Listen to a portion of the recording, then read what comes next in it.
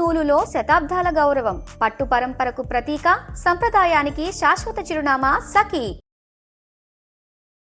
Suman TV ప్రేక్షకులకు నమస్కారం.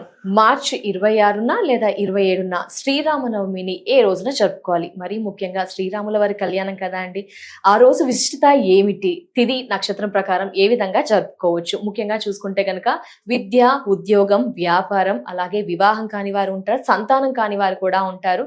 Life లో ఎలా ఇబ్బందులు కూడా ఉంటాయి. మరి ఇలా ఇబ్బంది పడేవారు ఆ రోజుని ఏ విధంగా సద్వినియోగపరచుకోవచ్చు, ఎలాంటి పరిహారాలు పాటించాలి, ఈ వివరణ అంతా కూడా తెలియజేయడానికి ప్రస్తుతం మనతో పాటు ఉన్నారు సంకల్ప మందిర్ నిర్వాహకులు, ప్రముఖ జ్యోతిష్యులు బ్రహ్మశ్రీ నందిపట్ల శ్రీహరి శర్మ గురువు గారు. వారితో మాట్లాడదాం.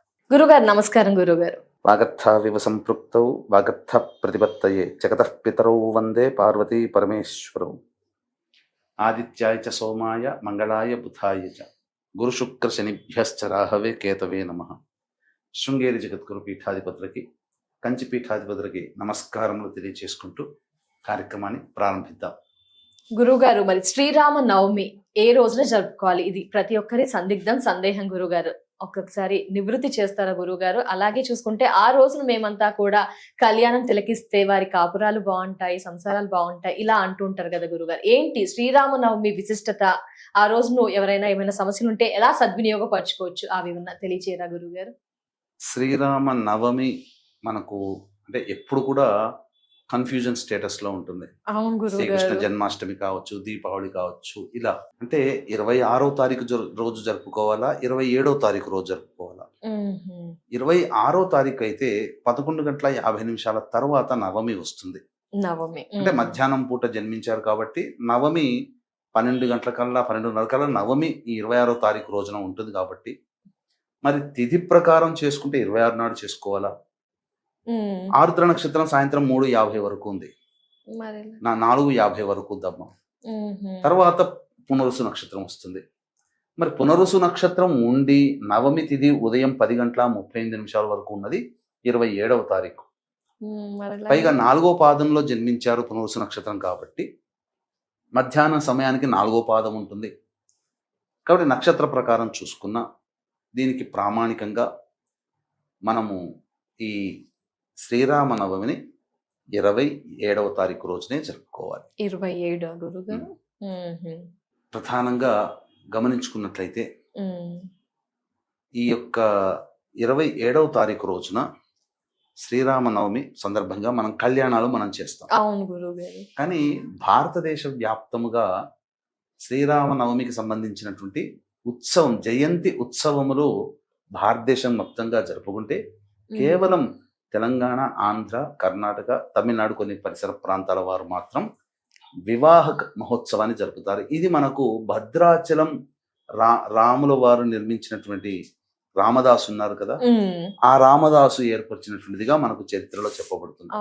ఇక అప్పటి నుంచి రామదాసు ఏర్పరిచిన విధానాన్ని బట్టి కళ్యాణాన్ని జరుపుకోవడం అనేటువంటిది మనకు ఆచారంగా వస్తుంది. ఎందుకనంటే సీత, లక్ష్మణ, ఆంజనేయ సమేత రాముల వారు విగ్రహం మనకు లభించింది దమ్మక్క ద్వారా సంబంధించినటువంటిది కాబట్టి, అంటే మొత్తము వివాహ తదనంతరం ఏర్పడినటువంటి వ్యవస్థ భద్రాచల రాముల వారి లభించడం, బాలకుడుగా లభించిన విగ్రహం కళ్యాణం. అంటే వివాహం అయిన తర్వాత ఉన్నటువంటి విగ్రహం మనకు లభించింది కాబట్టి ఇక స్వాముల వారి జన్మతిథి రోజున కళ్యాణం జరుపు సాధారణంగా ఎవరైనా చేసుకోవచ్చు అమ్మా. కానీ అసలు శ్రీరాముల వారి కళ్యాణం మాత్రం పాల్గొన శుద్ధ పౌర్ణమి, పాల్గొన పౌర్ణమి మనందరం హోలీ పండుగ జరుపుకుంటాం కదా, ఆ రోజున స్వామి వారి కళ్యాణం అయింది. మరి ఇప్పుడు చేసుకుంటాం కదా, ఇది జన్మతిథి రోజు చేసుకుంటారు. మధ్యాహ్నం 12:30కి కాబట్టి చక్కగా 27వ తారీఖు రోజున జరుపుకోవడం అనేది జరిగింది. అయితే హోలీ అప్పుడు, కానీ తిథి ప్రకారం ఇప్పుడు జరుపుకుంటారు, తప్పు లేదు. ఇక విశిష్టతకు వచ్చేసేసరికి మనకందరికీ తెలిసింది ప్రత్యక్ష నవరాత్రులు, దుర్గా నవరాత్రులు, గుప్త నవరాత్రులు, వారాహి, శ్యామ నవరాత్రులు. కానీ ప్రత్యక్ష నవరాత్రుల్లో ఇంకొకటి లలితా నవరాత్రులు. లలిత అమ్మవారిని 9 రోజుల పాటు ఉపాసన చేస్తారు. అంతేకాకుండా ఈ యొక్క నవరాత్రులలో ఆఖరిదైనటువంటి నవమి తిథికి చాలా ప్రత్యేకం. అంటే రోజు రోజు గడుస్తున్న కొద్దీ తిథికి బలం పెరిగితే 9 రాత్రులు కాబట్టి నవమి తిథికి చాలా సంపూర్ణమైనటువంటి బలం చేకూరుతుంది. పైగా చైత్ర శుద్ధ నవమి రాముల వారు పుట్టక ముందు నుంచే లలితా నవరాత్రులుగా ఆరాధన చేయడం. ఈ చైత్ర శుద్ధ నవమి కోటి సూర్యగ్రహణాలు కలిస్తే ఎంత బలమైన సమయమో ఒక్క నవమి రోజున అంత సమయంగా చెప్పబడి ఉంది. కాబట్టి వీక్షించేటువంటి ప్రేక్షకులు అందరూ కూడా ఈ రోజున సద్వినియోగపరుచుకోండి. తప్పకుండా దేవతానుగ్రహాన్ని పొందే ప్రయత్నం చేయండి. వివాహ సమస్యలు, దాంపత్య సమస్యలు, ముఖ్యంగా ఉద్యోగము, పదవి లాంటి సమస్యలు, అలాగే సంతాన సమస్యలు ఉన్నటువంటి వాళ్ళు ఈ రోజున కొన్ని నియమాలు, పరిహారాలు కనుక పాటించుకున్నట్లయితే తప్పకుండా మీ సమస్యలు దైవం మనుష్య రూపంలో దైవమే మనకు సహాయ సహకారాలు అందిస్తుందని చెప్పొచ్చు. ఇక వీక్షించేటువంటి ప్రేక్షకులు కూడా ఈ సంబంధించినటువంటి శ్రీరామ నవమి రోజున అందరూ ఎంతో భక్తి ప్రపత్తులతో చేసుకుంటారు. ఏప్రిల్ 2వ తారీఖు పౌర్ణమి గురువారము, చైత్ర పౌర్ణమి రోజున మన పీఠమాధ్వర్యంలో ఈ సంవత్సరం అంతా అందరికీ నవగ్రహాలు అనుకూలించాలనే సదుద్దేశంతో ప్రముఖ శైవ క్షేత్రంలో నవగ్రహ పాశ్వత హోమము, మృత్యుంజయ హోమం, రుద్రహోమం, సుదర్శన హోమము, లక్ష్మీ మూలమంత్ర సంపుటిత లక్ష్మీ సూక్త హోమాలను జరిపించి శక్తిపాతం చేసినటువంటి కరుంగలి మాల ఇవ్వడం జరుగుతుంది. సాయంకాలం 6 గంటలకి ప్రారంభమవుతుంది. కాబట్టి ఏప్రిల్ 2వ తారీఖు రోజున మధ్యాహ్నం 3 గంటల లోపల ఈ కార్యక్రమంలో మీరు గోత్రనామాదులు నమోదు చేసుకోవచ్చు. ఇక ఈ రోజున ఉదయమే అనగా బ్రహ్మ ముహూర్త కాలంలోనే 4 లేదా 5 గంటలకల్లా నిద్రలేచి కాలకృత్యాదులు తీర్చుకొని చక్కగా శ్రీరామ పట్టాభిషేకానికి సంబంధించిన చిత్రపటం దొరుకుతుంది. దానికి చక్కటి పూలమాల వేసి ఆవునేతితో దీపారాధన చేసి రామ అష్టోత్తరం 3 సార్లు, విష్ణు సహస్రనామ పారాయణం చేయాలి. ఇక ఈ యొక్క 27వ తారీఖు నాడు చేసుకుంటాం కదా, 26వ తారీఖు ముందు రోజు రాత్రే ధూమపానము, మద్యపానము, మాంసాహార భోజనం నిషేధం, అలాగే దాంపత్యము కూడా నిషేధము. కటిక ఉపవాసం ఉండాల్సిన పని లేదు. భూషయనం చేస్తే మంచిది. 27వ తారీఖు రోజున ఎలాగో పొద్దున కూడా చెప్పిన విధానంగా చేసి ఆ రోజున శ్రీరామనామ జపాన్ని శ్రీరామ శ్రీరామ శ్రీరామ అనే నామ జపాన్ని అందరూ కూడా పఠించాలమ్మా. ఇక మధ్యాహ్నం 11:30 కల్లా స్వాముల వారి కళ్యాణం ప్రారంభమవుతుంది. 12:30 కల్లా మాంగళ్య ధారణ ఇవంతా అవుతుంది. వీలైతే మన దగ్గరలోని దేవాలయంలో ఈ కార్యక్రమంలో పాలు పంచుకోవచ్చు. లేదా తప్పకుండా మనము చేతనంత సహాయ సహకారాలు ఆ కార్యక్రమంలో ఉండాలి. వినియోగించిన మన ద్రవ్యం వినియోగించిన, మన సేవ వినియోగించిన చాలా. సాయంత్రం వరకు కూడా ఈ యొక్క ఉపవాస నియమాన్ని పాటించి 3-4 గంటల తరువాత మిరియాలు, బెల్లం పానకం ఇచ్చినటువంటిది తీసుకొని ఉపవాస విరమణ చేసి మళ్ళీ సాయంకాలం చక్కగా కాడు చేతులు కడుక్కొని దగ్గరలోని విష్ణు దేవాలయం కానీ రామాలయానికి చేరుకొని ఆ స్వామికి మనస్ఫూర్తిగా నమస్కారం చేసి అర్చన చేయించుకొని ఇంటికి వచ్చి చంద్రుని చూసి భోజనం చేసినట్లయితే తప్పకుండా ఆ రాముల వారికి అనుగ్రహం కలుగుతుంది.